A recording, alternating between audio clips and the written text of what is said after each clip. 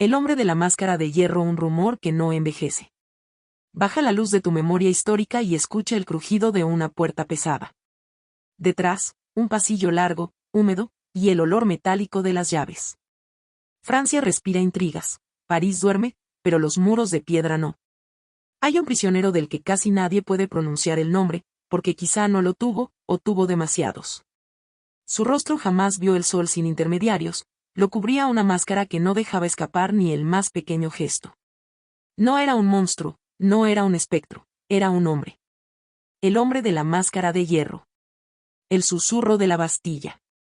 Imagina la Bastilla como un pulmón de piedra que inspira secretos y exhala silencio. Allí, los carceleros aprendieron a caminar sin eco y a mirar sin ver.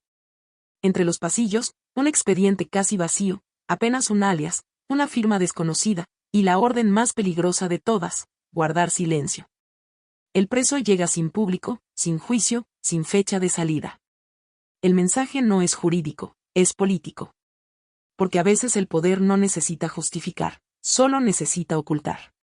Los rumores se convierten en lámparas para el pueblo. Unos aseguran que detrás de esa máscara hay un noble caído en desgracia, otros apuntan hacia el corazón de la dinastía, como si el secreto sangrara en línea directa con la corona. Cuanto menos sabemos, más peligrosa parece la verdad. El carcelero que sabía demasiado. El nombre de un carcelero flota sobre las aguas negras de esta historia, un custodio eficiente, devoto del método, que entendía que el secreto no se rompe con violencia, sino con administración. Su rutina era la de un sacerdote del silencio, cambiar celdas, aislar guardias, rotar sirvientes, anotar cada anomalía. En su mirada, el prisionero no era un hombre, era una instrucción que debía cumplirse. Y en esa obediencia se revela la profundidad del misterio. Porque si el rostro de un hombre debe desaparecer, entonces su voz, su escritura, sus hábitos y hasta su sombra deben disciplinarse. ¿Qué puede ser tan peligroso en una cara como para convertirla en delito? La máscara como sentencia. Se habla de hierro, de terciopelo, de forros que no cortan la piel pero sí cercenan la identidad. La máscara no es solo un objeto, es un sistema. Prohíbe el reconocimiento, seca las confidencias, reduce al hombre a una silueta anónima. Una condena que es también un mensaje: no lo mires, no lo pienses, no lo recuerdes. Hay detalles que inquietan: el prisionero come solo, sus platos son retirados por manos que no preguntan. Si enferma, acude a un médico que no formula historias clínicas, solo recetas. Si escribe, lo hace con una tinta que quizá nadie leerá. La máscara es la frontera entre su biografía y nuestra curiosidad, entre su culpa, si la hubo, y nuestro deseo de entender. Traslados, el camino sin ventanas. Antes de la Bastilla hubo otras piedras, fortalezas perdidas, islas golpeadas por vientos que no traen noticias. Cada traslado fue una mudanza sin pertenencias, una ceremonia fría diseñada para no dejar rastro. Las cadenas no eran gruesas, lo pesado era el protocolo. El prisionero viajaba con el rostro cubierto y la escolta justa. El itinerario era un mapa de negaciones, nada de plazas, nada de multitudes, nada de voces. En cada destino, el mismo rito.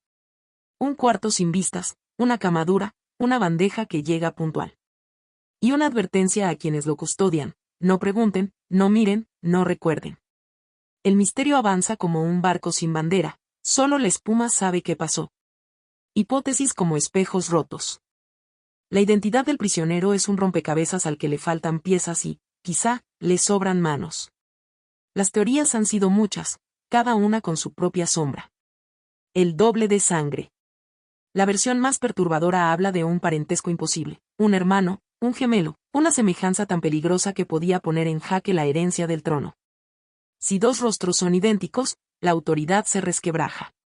¿Quién reina si el espejo contradice al retrato oficial?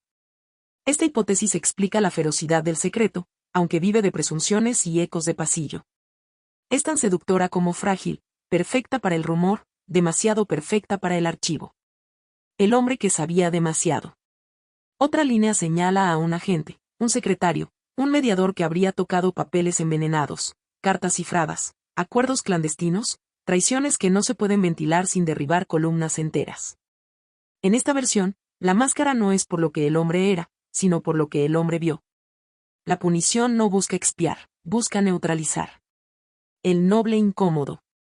También se ha apuntado a una figura de alto rango que cayó del favor real. Un caído sin proceso, porque el proceso haría ruido, y el ruido convoca bandos. Si el adversario es famoso, conviene tapar su rostro, apagar su voz, anular su nombre, y convertirlo en una ausencia. La máscara sirve entonces para borrar linajes en vez de exhibirlos. El diplomático condenado. Hay quien susurra que el hombre fue víctima de pactos quebrados, de promesas vendidas, de un rey que no perdona a quienes piensan que la razón de Estado es un contrato entre iguales.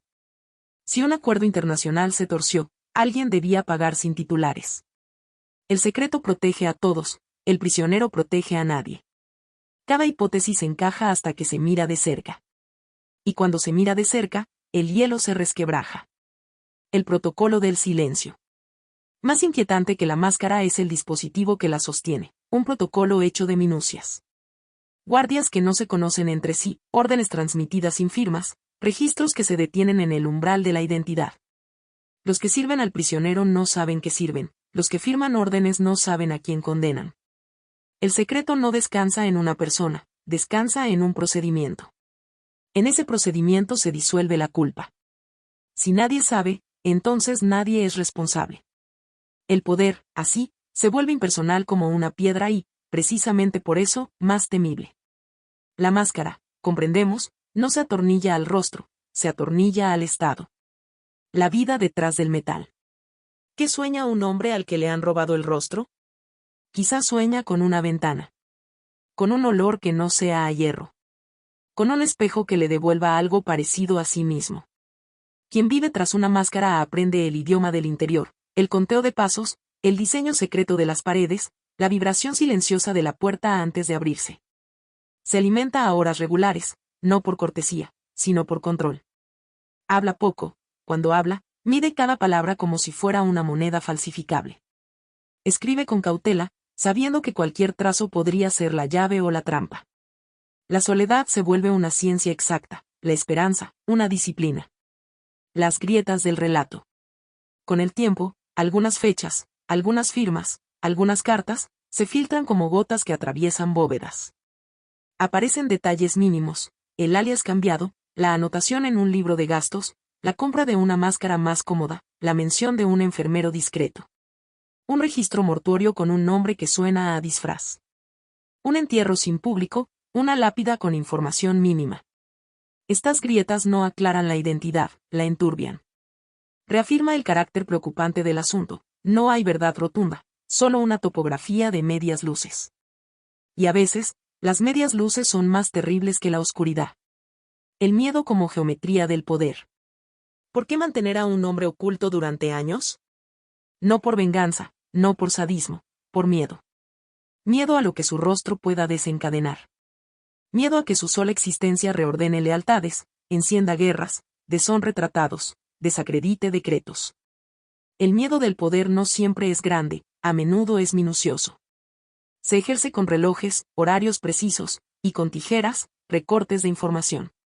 En esa geometría del miedo, la máscara es el polígono perfecto, no deja esquina por donde entre la duda y, paradójicamente, multiplica las preguntas.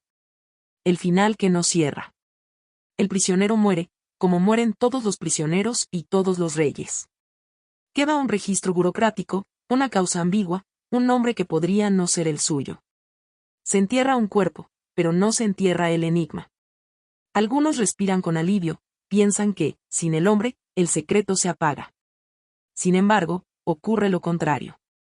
Con la muerte, el misterio pasa de las sombras del calabozo a la luz pública, y allí se vuelve inmortal. Los muros de la Bastilla caerán algún día, pero las historias que incubaron se multiplicarán en plazas y panfletos, en tertulias y novelas, en teatros y susurros. El enigma que fue diseñado para proteger al poder se transforma en espejo crítico del poder mismo. La máscara, sin querer, revela más de quien la impuso que de quien la usó. Herencia de un rostro negado. Quedan preguntas que ya no esperan respuesta, pero exigen respeto. ¿Cuánto vale la identidad de un individuo cuando amenaza la arquitectura del Estado? ¿Cuánto vale el Estado si necesita borrar la identidad de un individuo para sostenerse? La figura del hombre de la máscara de hierro se instala en ese filo, lo suficientemente humana para conmovernos, lo suficientemente política para inquietarnos. Cada generación reescribe la historia según sus miedos y deseos. Unos verán un impostor aristocrático castigado por sus excesos, otros, un peón sacrificado en una partida que no entendió, otros, un hermano incómodo del que no se podía hablar sin incendiar el palacio. Hay verdad en todas, y mentira también. Porque el misterio, como la niebla, adopta la forma de quien lo mira. El eco detrás del metal.